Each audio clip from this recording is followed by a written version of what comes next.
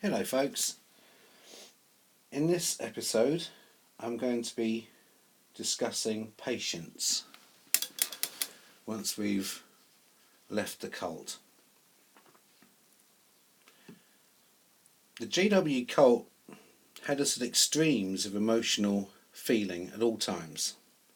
Mental extremes, emotional extremes. It was their way of controlling us. One of them was this dichotomy that we had to somehow rationalise. On the one hand, we were waiting patiently for Jehovah's Day. We didn't know when it was coming. It was going to be like a thief in the night. But there were signs, and the signs were all around us, and it was so close. But we had to wait patiently because no one knew the day or the hour except God the Father. Even Jesus doesn't know the day of the great day of God Almighty. But because of these signs, because of these hints that only we understood because we were the truth, it was just around the corner. Don't bother getting a university education. The system will be over before you even finish it. What a stupid thing to do. Don't make rational choices about your future. Don't put money aside for your pension. You're not going to need it. It's just around the corner. So that was the fake patience that we had.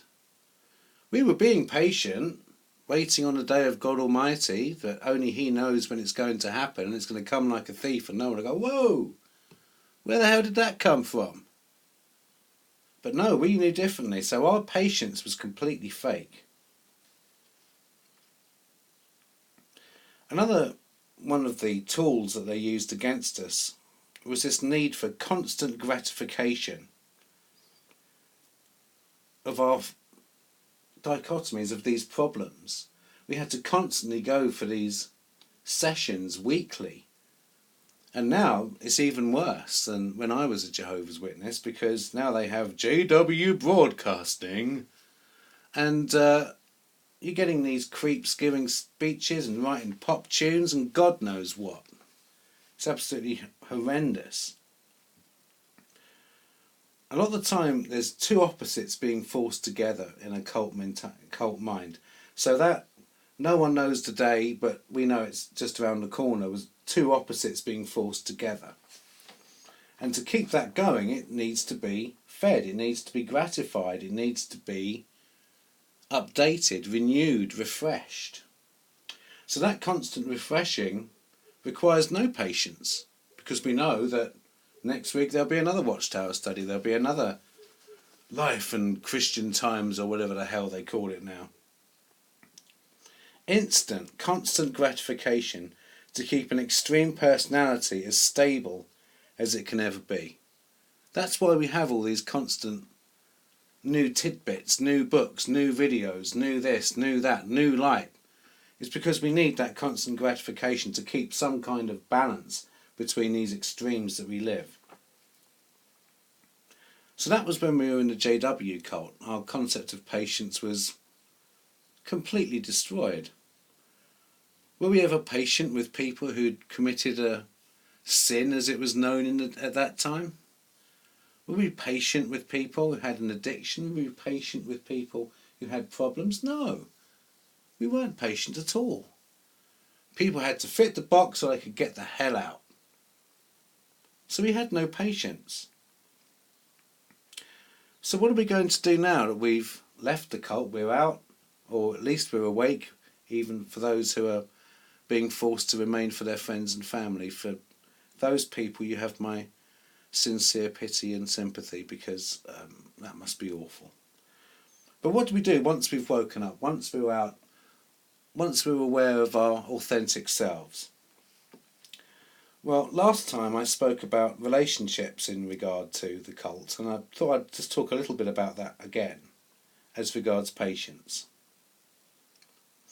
Because relationships require time to grow, whatever they are, whether it be a love affair or a best friend or a buddy you meet down the pub once a month, or someone you talk to on the bus. It takes time and patience for relationships to grow. many of us have lost all our friends and family because of this cult.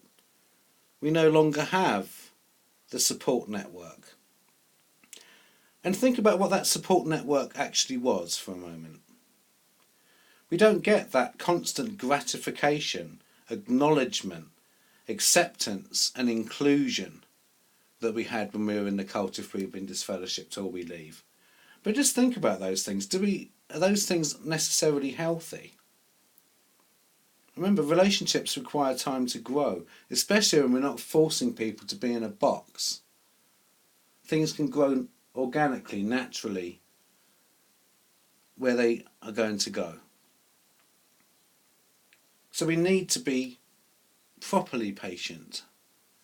Not the JW kind of patience, where we knew better, it was just around the corner. Give me instant gratification all the time. Now we need to be patient as regards relationships, as regards our plans. Because every human being needs friends. They need people who like them for whatever reason, love them for whatever reason. We were never truly loved when we were in that cult of Jehovah's Witnesses. We never were. And we also never had true friends in that cult. Now, some of us are lucky enough to have friends who were in the Jehovah's Witnesses as well. I do. My best friend at the moment is someone who was in my congregation years ago. I'm lucky. The friendship survived because it was a proper friendship rather than a cult friendship. So patience is not surrender like it was in the cult. It's a positive quality. It allows us room to breathe, to evaluate who we are in relation to other people, the world, other things.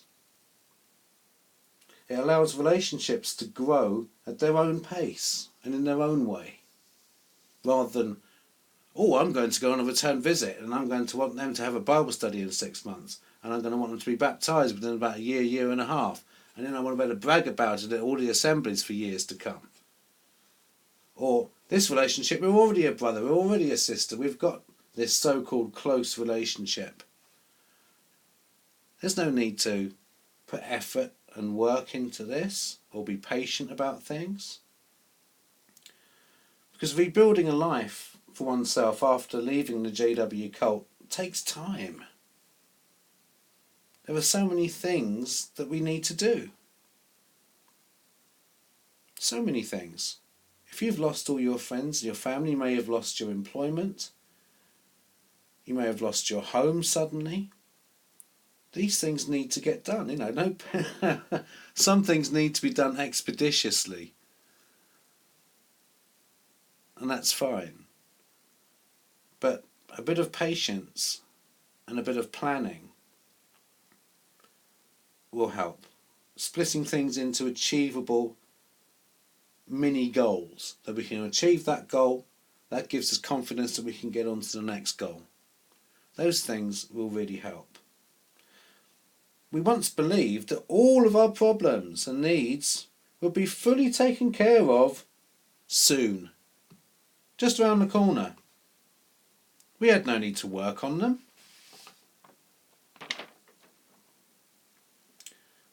Anything we do in our lives that's worthwhile takes effort and it takes patience.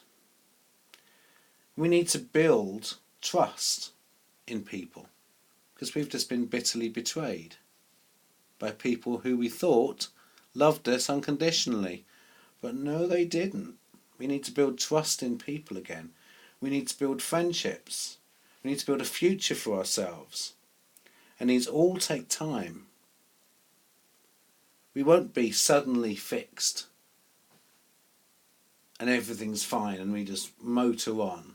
We're going to need to be patient. Things are going to be difficult at times. Once we're free, it's natural to just want to press ahead. We should get on with things. But we need to plan and nurture our development into a size and scope that's achievable. We're not going to go and become a genius at something immediately. We're going to need to take time. We may need to go and get ourselves an education, which I would encourage everyone to do. We may need to do lots of different things to achieve our goals. But break them up into achievable mini goals and get confidence when you achieve those goals. Patience is not passively waiting for our paradise that never comes. That's not patience. Patience is a mature, balanced quality that allows us to have regard for ourselves and other people. And I hope that we can get there. I thought I'd read one of my poems, as the great apostate is already out there doing his excellent stuff. Shout out to you, great apostate. Love your stuff. More power to your elbow, sir. Here's one of mine. And be nice. It's called No Reply. Kill a voice and you kill a conversion. A belief can be preserved. An opinion can continue to be held. Kill a voice and you kill a conversation. A chance to see as another sees. A way to forgive at last. Peace be with you, people. Excelsior.